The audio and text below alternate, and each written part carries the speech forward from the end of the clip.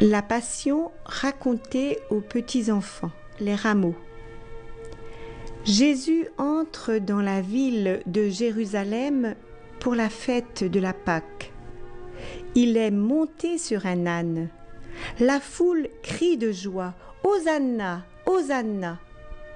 Les enfants quittent leurs manteaux pour faire un tapis.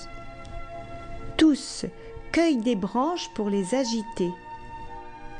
Ce Jésus qui aime les pauvres et les petits, les gens voudraient tant qu'il soit leur roi. Mais les grands savants n'aiment pas Jésus. Ils ont peur qu'il soit leur roi. Alors, ils ont décidé de le faire mourir. Le dernier repas. Le dernier soir, Jésus mange avec ses amis.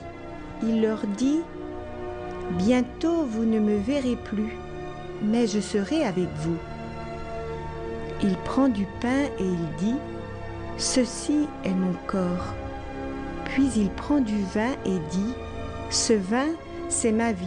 Prenez et buvez-en tous. » Ses amis n'ont pas tout compris.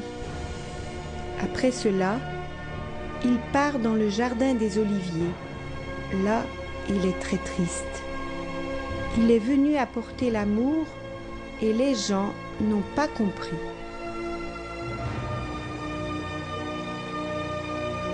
La mort de Jésus.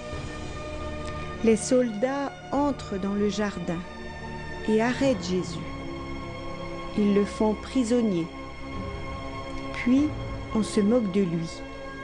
On lui met un manteau rouge, on lui donne un bâton et on lui met une couronne d'épines sur la tête. On le déguise comme s'il était un roi. Jésus ne dit rien.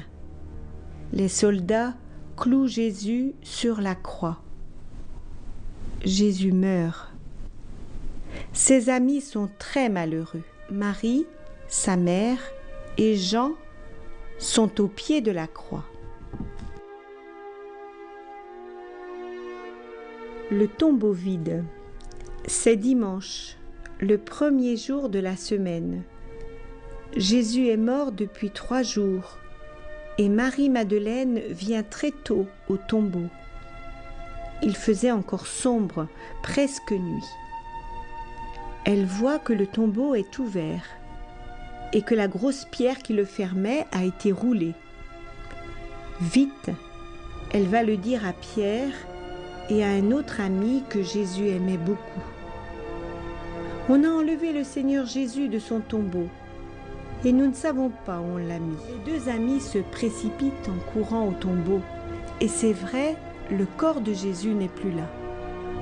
Par terre, ils voient les bandelettes qui enveloppaient le corps de Jésus après sa mort et à côté, bien plié, le drap qui recouvrait sa tête.